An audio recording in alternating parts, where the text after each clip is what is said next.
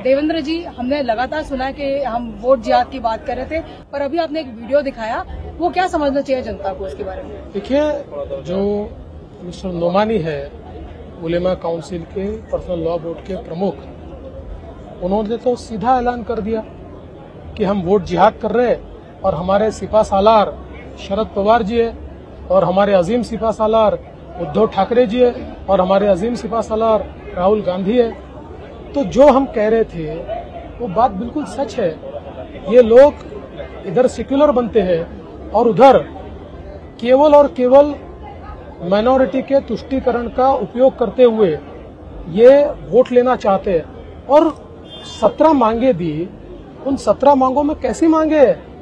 RSS को ban कर दीजिए, मुस्लिमों को 10% रिजर्वेशन दे दीजिए, और सबसे तो खतरनाक मांग ये है कि 2012 से 2024 तक महाराष्ट्र में जो दंगे हुए, उन दंगों में जो आरोपी मुस्लिम है उनके सारे केसेस वापस ले लीजिए, और ये उनको राइटिंग में देते हैं कि आपकी मांगे मंजूर है और हम इसके ऊपर काम करेंगे।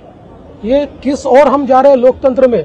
हम तो इसका मुकाबला करेंगे और डट कर करेंगे। ये हर बार उनका निशाना प्रधानमंत्री नरेंद्र मोदी क्यों होते हैं? क्योंकि अभी भी उन्होंने कहा कि हमारा निशाना महाराष्ट्र में दिल्ली की सत्ता गिरानी। हाँ, ये तो जो हम बात कह रहे थे कि सब लोग मिलकर केवल दिल्ली की सत्ता गिराने का ही प्रयास कर रहे हैं, आज वो भी सच उन्होंने उगल दिया। लेकिन मैं आपको ये बता देता हूँ, ये कितनी भी ताकत लगाए, न दिल्ली की सत्ता दूर होने वाली है, न महाराष्ट्र में इनको जगह मिलने वाली है। आप पूरे राज्य में घूम रहे हैं, क्या माहौल दिख रहा है? क्योंकि 2024 में भी काफी जो फॉल्स नैरेटिव हुआ था उससे काफी नुकसान हुआ था, उसकी भरपाई हो पाएगी? देखिए, फॉल्स नैरेटिव के खिलाफ पूरी ताकत हमने लगाई और नैरेटिव खत्म कर दिया। अब कोई फॉल्स नैरेटिव नहीं चलेगा।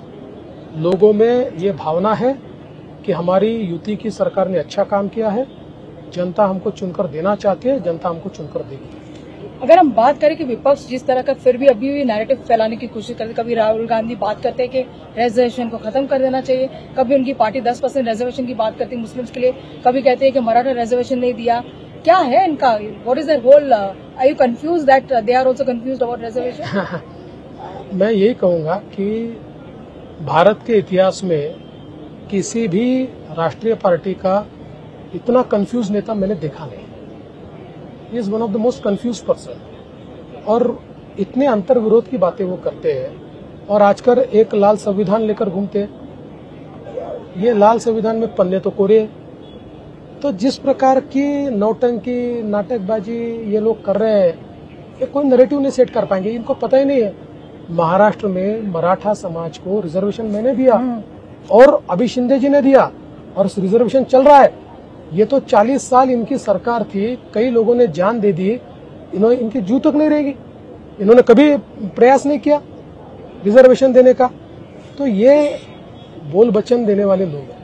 ये जो लोग कहते हैं कि हम महिलाओं के अधिकार के लिए फाइट करेंगे, वही पहले लाड़की बहनी योजना का विरोध करते हैं और फिर अपने मैनिफेस्टो में इसको दोबारा अनाउंस करते हैं। Do you think they have lost the plot as far as the women vote is also concern?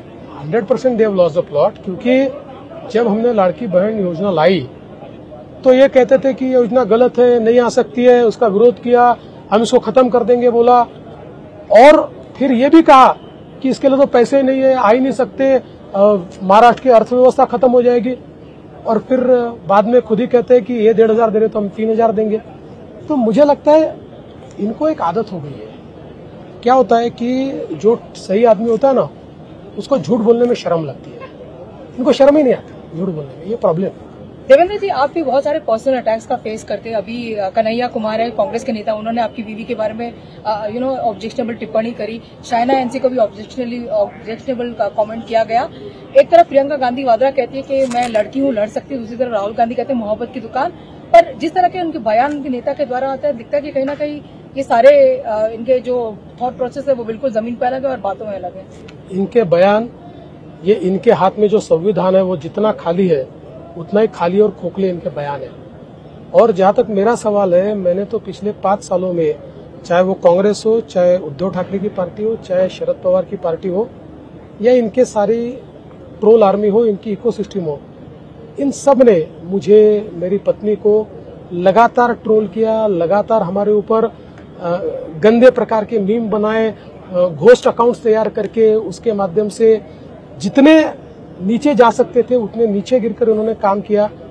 लेकिन महाराष्ट्र की जनता हमको जानती है, हमारे चरित्र को जानती है, इसलिए इनका कोई इनका हथियार चल नहीं पाया और आज भी ये लोग यही कर रहे हैं। और जैसा आपने कहा, इनके लिए अपने घर के बच्चे या अपने घर की लड़की, इतना इनका एजेंडा है। दूसरे की लड़की, दूसरे की माँ, दूसरे की बहन, इनका एजेंडा ही नहीं। आपको नहीं लगता कि इस तरह की टिप्पणी बोलने पे कम से कम एक शरद पवार जैसे सीनियर लीडर को इनको समझाना चाहिए बाकी नेताओं को कि इस तरह की टिप्पणी नहीं करनी? देखिए, वो खुद की पार्टी में नहीं समझाते तो दूसरे की पार्टी में क्या समझाएंगे?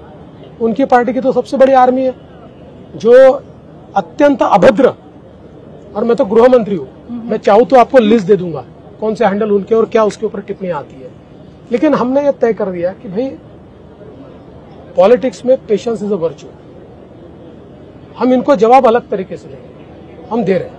आपको लगता है कि राहुल गांधी से जवाब दिला पाएंगे उद्धव ठाकरे? क्योंकि प्रधानमंत्री ने चैलेंज किया है कि आप बाला साहब ठाकरे का प्रेस करके दिखाओ, आप वीर सावरकर जी का प्रेस करके दिखाओ।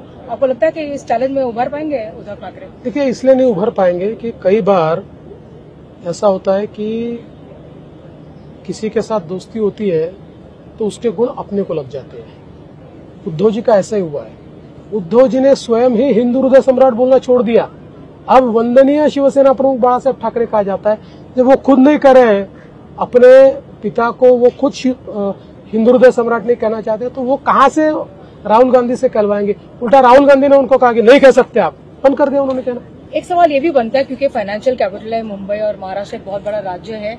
जिस तरह के डेवलपमेंट प्रोजेक्ट हमने 2 साल में 2.5 साल में देखे, बहुत सारे प्रोजेक्ट जो स्टॉल हो गए थे, इंक्लूडिंग द कोस्टल रोड वगैरह, आगे भी इस ग्रोथ जर्नी रहेगी क्योंकि हम हमेशा डबल इंजन ग्रोथ की बात करते हैं। ट्रिमेंडस ग्रोथ आपको देखने को मिलेगी, ट्रिमेंडस, क्योंकि मैं ये देख पा रहा हूं कि जो अवसर महाराष्ट्र में तैयार हो गए 360 डिग्री के अवसर है। चाहे वो इंडस्ट्रियल इन्वेस्टमेंट हो, चाहे न्यू टेक्नोलॉजी हो, चाहे इंफ्रास्ट्रक्चर हो, चाहे खेती हो, चाहे पोर्ट हो, चाहे एयरपोर्ट हो, चाहे मेट्रो हो, चाहे रेलवे हो, अनप्रेसिडेंटेड यहाँ पर अवसर तैयार। और हम फाइनली बुलेट ट्रेन देख पाएंगे जो कि काफी टाइम से लैंड एक्विजिशन जब तक आप नहीं आए तब तक रुकी हुई है। हाँ, मैंने पूरा लैंड एक्विजिशन कर दिया, काम भी शुरू हो गया, आपको जरूर बैठाऊंगा।